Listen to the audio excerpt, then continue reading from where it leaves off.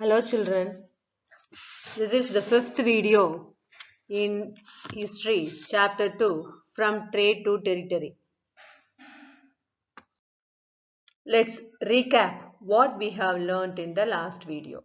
We learnt about claims to Paramounty, war with Marathas, about Rani Channamma and the doctrine of lapse. The remaining topics you will see in this video. The topic is Administration under British. Warren Hastings, Governor General from 1773 to 1785, was one of the many important figures who played a significant role in the expansion of company power. By his time, the company had acquired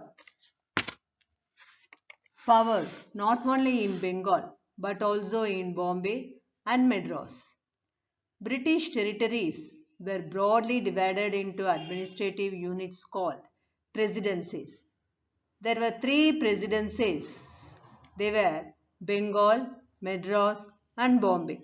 Each was included by a governor. The supreme head of the administration was the Governor General. Warren Hastings was the first Governor General, and he introduced several administrative reforms, notably in the sphere of justice. From 1772, a new system of justice was established. Each district was to have two courts, first one a criminal court and a civil court. The criminal courts were still under a qazi and mufti, but under the supervision of the collector. A major problem was that the Brahman Pandits gave different interpretations of local laws based on different schools of the Dharmasastra. To bring about uniformity in 1775, 11 Pandits were asked to compile a digest of Hindu laws. N.B. Hall had translated this digest into English.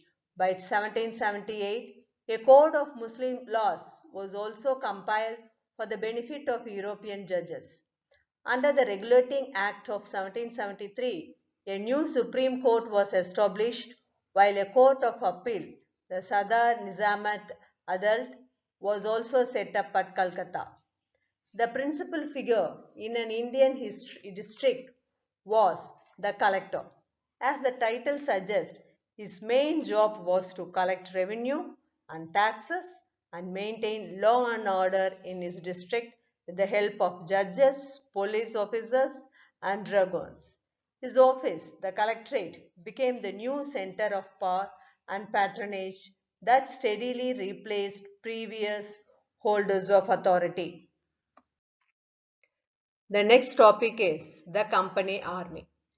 Colonial rule in India brought in some new ideas of administration and reform, but its power rested on its military strength. The Mughal army was mainly composed of cavalry, that is Savaros, means trained soldiers on horseback, and infantry, that is Paidal, foot soldiers. They were given training in archery and the use of the sword. The cavalry dominated the army, and the Mughal state did not feel the need to have a large, professionally trained infantry. The rural areas had a large number of armed peasants, and the local zamindars often supplied the Mughals with Paidal soldiers. A change occurred in the 18th century when Mughal successor states like Awadh and Banaras started recruiting peasants into their armies and training them as professional soldiers. The East India Company adapted the same method when it began recruitment for its own army, which came to be known as the Sepoy Army. As for warfare technology changed from the 1820s, the cavalry requirements of the company's army declined. This is because the British Empire was fighting in Burma, Afghanistan, and Egypt, where soldiers were armed with muskets and matchlocks. The soldiers of the company's army had to keep pace with changing military requirements, and its infantry regiments now became more important. In the early 19th century, the British began to develop a uniform military culture. Soldiers were increasingly subjected to European style training, drill, and discipline that regulated their life far more than before.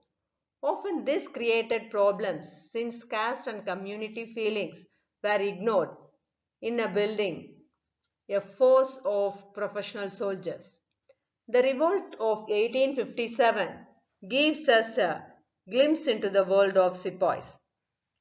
By 1857, the company came to exercise direct rule over about 63% of the territory and 78% of the population of the Indian subcontinent.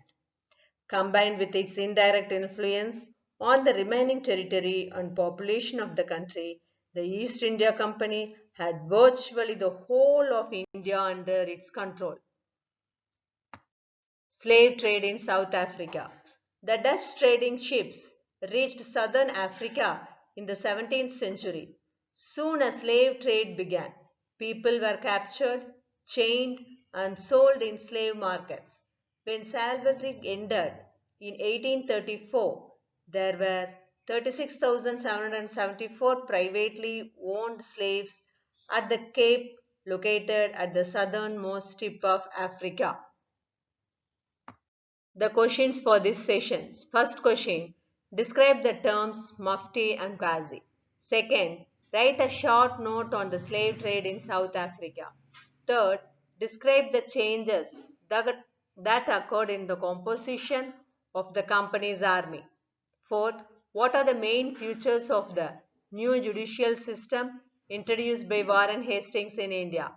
Fifth, what is the importance of the office of the collector in the company administration? Thank you for watching this video.